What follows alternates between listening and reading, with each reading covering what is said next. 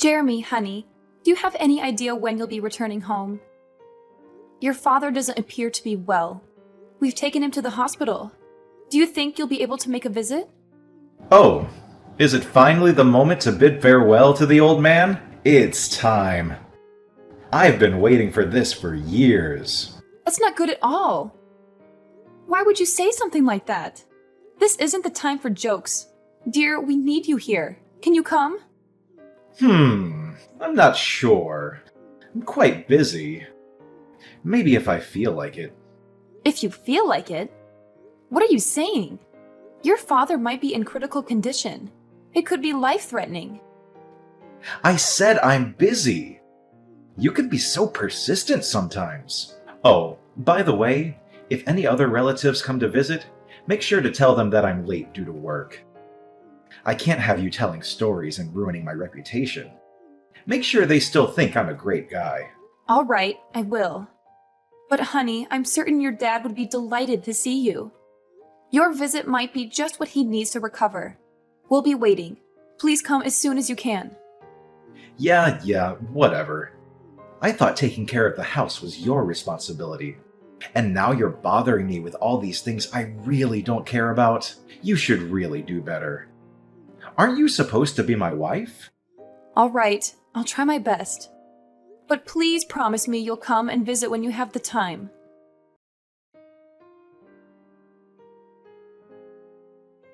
Are you at home? Yes, I am. Is something the matter? I thought you had taken the day off from work. It's clear you've been extremely busy with your job lately. You left in the middle of a funeral without even saying goodbye. I should probably let you know that I've quit my job. What? Why would you do such a thing? Haven't you heard? Dad left behind a substantial fortune. I didn't know about it until now, so there's no chance you knew. There's almost $5 million in his bank account. Really?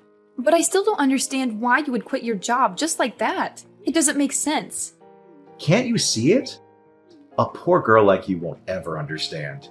You can be so ignorant sometimes. Jeremy, I may not have inherited a fortune, but that doesn't mean I can't comprehend your decision.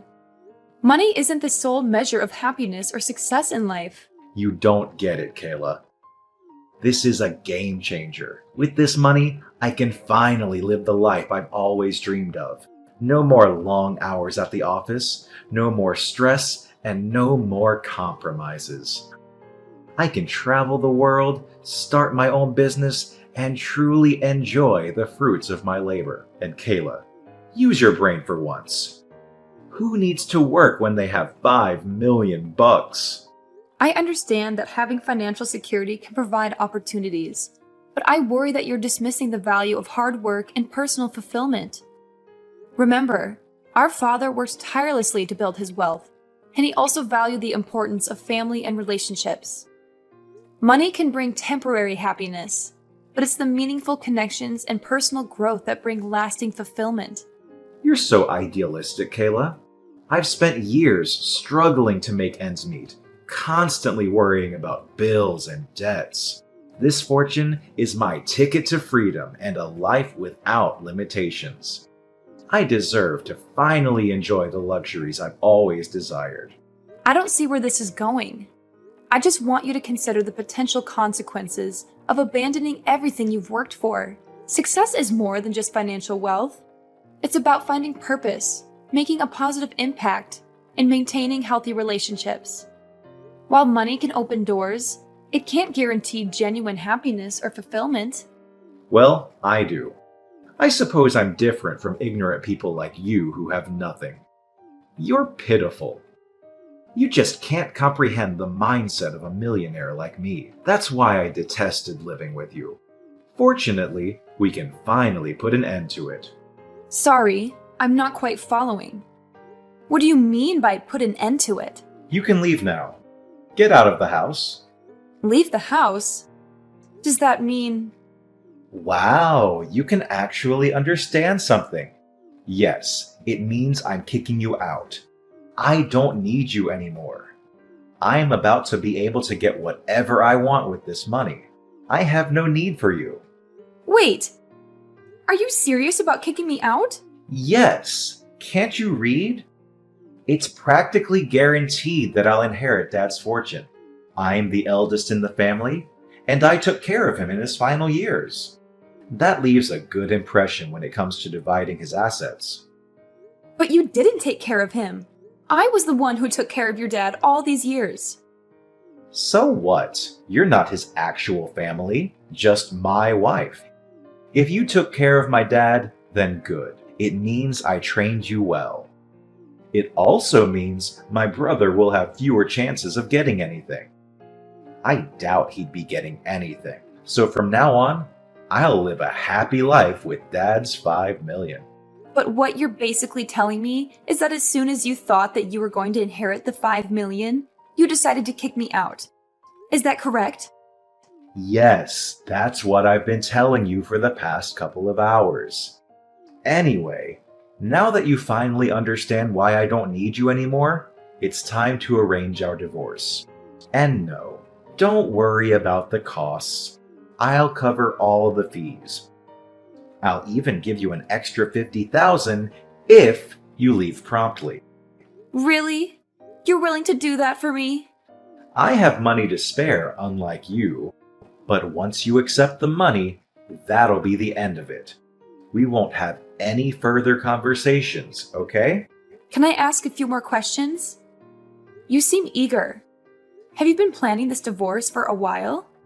But we didn't really have time to have a child. I was busy taking care of your dad, and you were rarely home. Enough with the excuses. Just get out of the house, will you?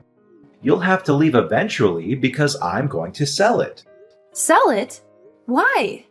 It holds so many precious memories with your dad, probably more than I have. Don't you want to keep it? I'm preparing to buy a new house, and I need the proceeds from selling this one to help with the mortgage.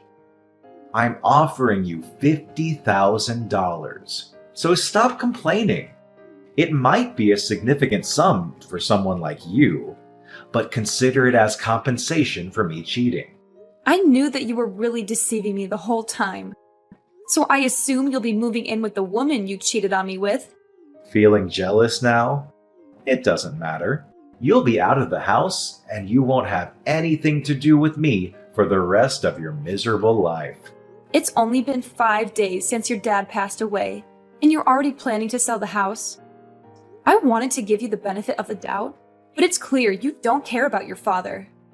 You're talking too much. I no longer consider you my wife. You have no say in anything. I suppose you want me to thank you for taking care of Dad, but that was the one and only useful thing you did. Now that it's over, I have no reason to keep you. The $5 million is practically already mine. Just be smart for once. Take the $50,000 and leave. All right, then I agree to the divorce. That took you long enough. I want you to pack your things and be out of the house by the end of the day. Is that clear? Yes, I understand. Then fine. I'll prepare the documents and send them to you. Or maybe I'll leave them on the kitchen table when I leave. When will you transfer the $50,000 to my bank account? The sooner the better. My current savings should be just enough. I can't wait until I receive the inheritance. $50,000 is nothing compared to $5 million. Then please transfer the money today. I'll accept it as compensation for you cheating on me. Thank you for taking care of me, even though there really isn't much to thank you for.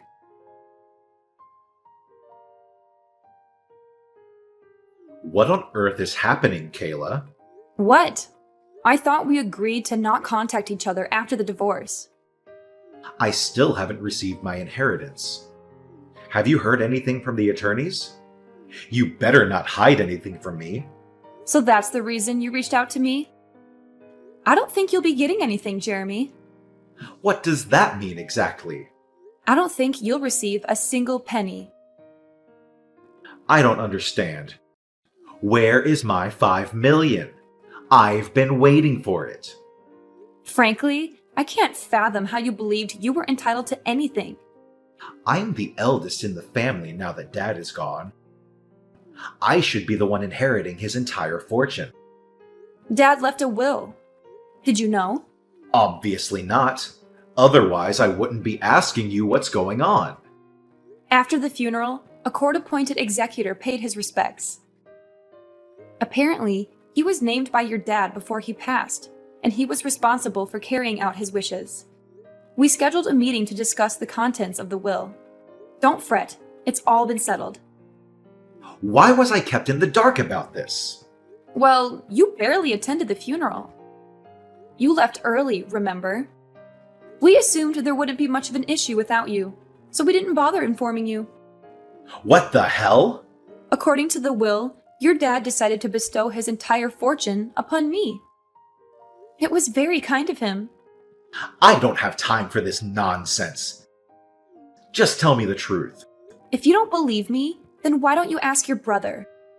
He should be well informed since he was chosen to take over the family business. Are you joking? I suppose it doesn't concern you much since you never excelled at work in general, if I recall correctly. That's why your dad told you to work at a different company, right? Anyway, your brother inherited your dad's company, and I inherited his fortune. You? You inherited that 5 million? There must be a mistake. No mistake. I was the sole caregiver for your dad during his retirement years. It wasn't easy, especially since you prevented me from hiring help. The least you could have done was lend a hand, but you never bothered. Your dad remained silent, but he harbored resentment towards you for never lifting a finger or showing any concern. Why didn't he say anything? Why should he have to? You're his son. By the way, he also knew about the fact that you cheated on me. I assumed that's why he chose not to leave you anything. The lawyer mentioned a fortune of 5 million, didn't he?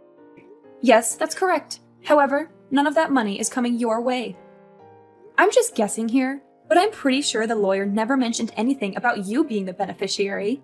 Our divorce is finalized, and we have no reason to stay connected. I have no intention of associating with you anymore. Don't you dare talk to me like that, you pathetic woman! Why do you get to keep all the money? You're not even related to my dad. You hardly knew him. I should be the one receiving the 5 million, not you. If I barely knew him, why would I have taken care of him all these years?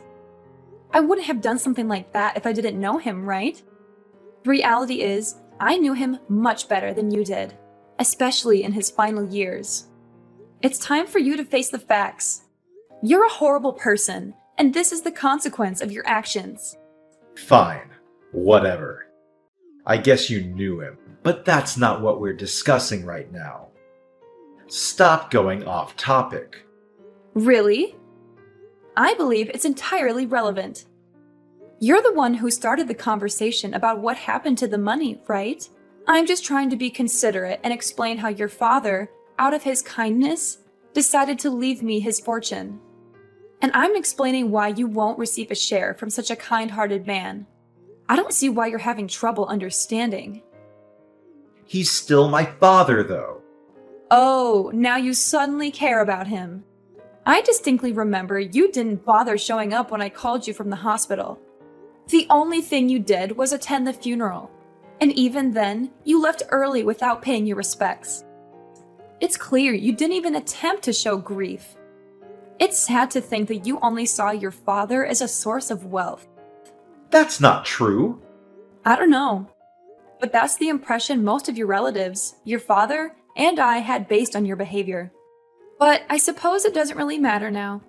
Regardless of the truth, just remember that you won't receive anything from him. Whatever you decide to do from now on, it's none of my concern. We're divorced, so do as you please where I can't see you. I'll make sure you regret your arrogance. And what about the $50,000 I paid you? What about that? We already discussed that. It's compensation. Compensation?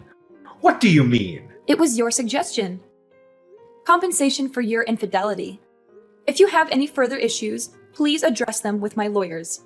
I have no interest in listening to your complaints all day. I have nothing more to say to you. But my money! Where's my money? Perhaps you should reflect on your behavior. You were so consumed with work that you rarely came home. You hardly contributed to taking care of the house, let alone your father. Even when you were home, you spent your days lounging on the couch, watching TV like a sloth. Frankly, I think both your dad and I had enough. We expected more from you, and I'm sorry it had to come to this. It's not my fault I was busy. Are you implying I'm not allowed to take a day off and relax? No, that's not what I'm trying to say. But were you genuinely busy? Are you certain you weren't out with the person you were cheating on me with? Considering your lack of dedication to work, I doubt you had any important responsibilities at the company. It's not just your work ethic that's an issue, it's also your values. If you think divorcing me the moment you were about to receive $5 million was a wise decision, then I have no words for you. It's not like that. I had my own problems too. I was under a lot of stress. I'm simply not the kind of person who shows or discusses it openly. Come on. There must be some goodness in you. Share the inheritance with me. Don't you think it's unfair to keep all that money to yourself? I never realized you were so greedy. What problems did you have? Care to explain? No matter how many times I asked, you hardly contributed any money towards the house. When I faced difficulties, you were having fun with your secret lover. It's not fair to me at all, you know. And it's even more unreasonable that after all your stupid actions, you still want me to share my fortune with you? Don't think you can deceive me again. There's no point in continuing this conversation, is there? I've already moved out of our old house, just as you requested. If you want to sell it and buy a new one, go ahead. I don't care. Just don't think you'll be getting much out of it, Jeremy. But I invested $1 million in the new house. I already have a mortgage. I plan to pay it off with the inheritance. Now what am I supposed to do? I'm broke! I don't know, but don't ask me. It's not my problem. You were the one who offered $50,000. I simply accepted it. But things weren't supposed to turn out this way. You have no one to blame but yourself for all of this. I think it's time you face the harsh reality, Jeremy. I'm sorry, dear. I apologize for my actions. Please forgive me. Give me my share of the inheritance, will you? Your father didn't leave you anything, remember? A portion of 0 is still 0. You're not receiving anything. I want nothing more to do with you. Everything your father left behind is now in my hands. I understand that I made mistakes, Kayla. But can't we find a way to move forward? I know I messed up, but I'm willing to make amends and change for the better. It's not just about your mistakes, Jeremy. It's about the years of disregard for our relationship and the pain you caused. It's about the sacrifices I made while you were too busy chasing after your own desires. Your apologies are empty words without genuine actions to back them up.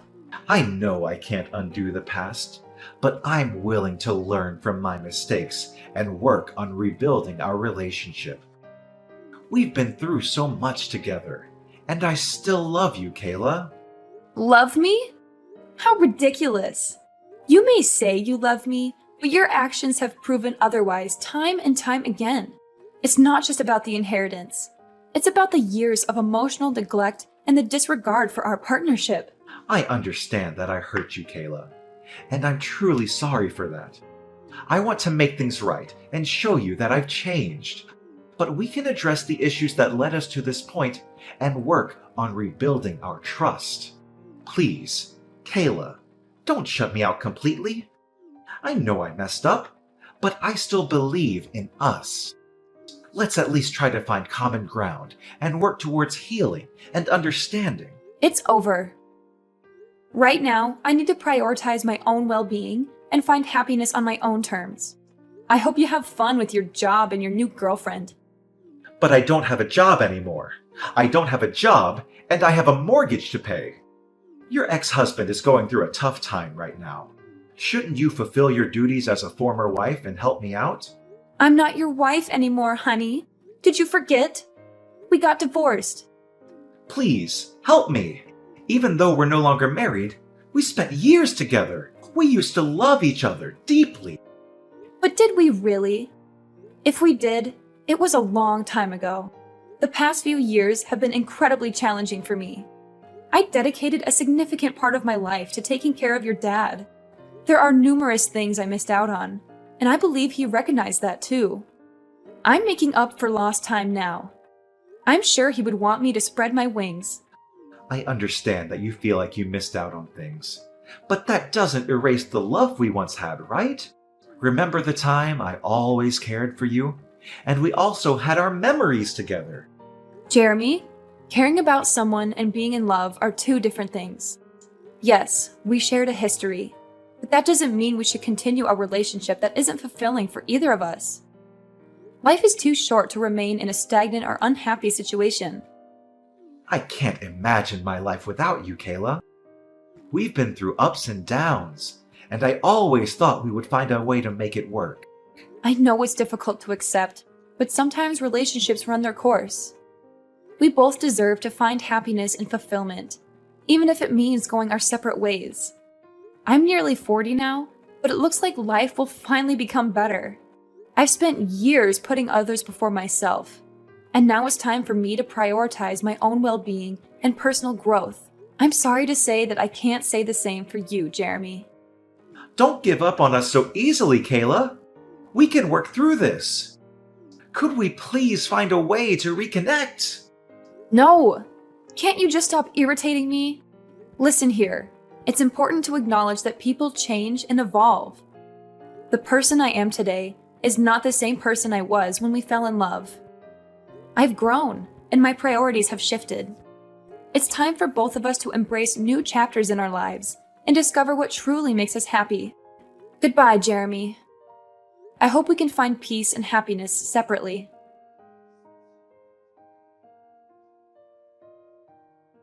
Ensuring that I wouldn't receive any messages or calls from him. It was a necessary step to protect myself from any further emotional turmoil. Interestingly, I recently heard from a close friend that Jeremy had been persistently seeking lawyers in an attempt to contest his exclusion from the inheritance.